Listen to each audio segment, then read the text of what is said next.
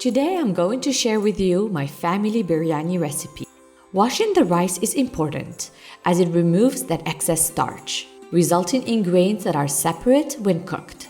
Add water to the rice using your fingers, gently swirl the rice around to rinse, then drain.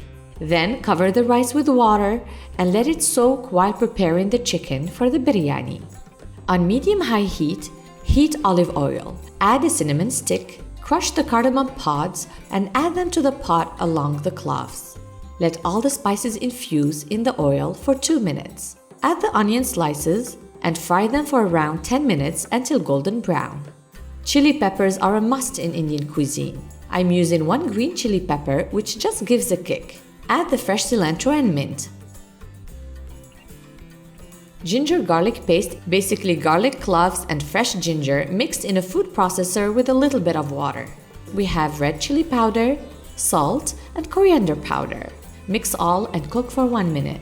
Add the chopped tomatoes without skin and cook everything for 3 minutes until they become soft.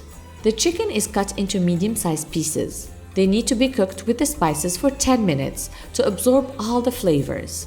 Then add the plain yogurt to the chicken and another layer of fresh cilantro and mint. Cover the pot and let the chicken cook for 10 to 15 minutes or until it is done. Boil a large pot of salted water. Add fresh cilantro and mint. Then drain the rice and place it in the boiling water. Cook the rice for around 5 minutes until it is almost cooked. Strain the rice from the boiling water and layer it over the chicken.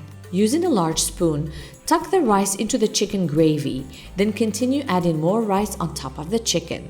Cover the pot and on low heat, let the chicken and rice cook for around 5 to 10 minutes until the rice is steamed and is done.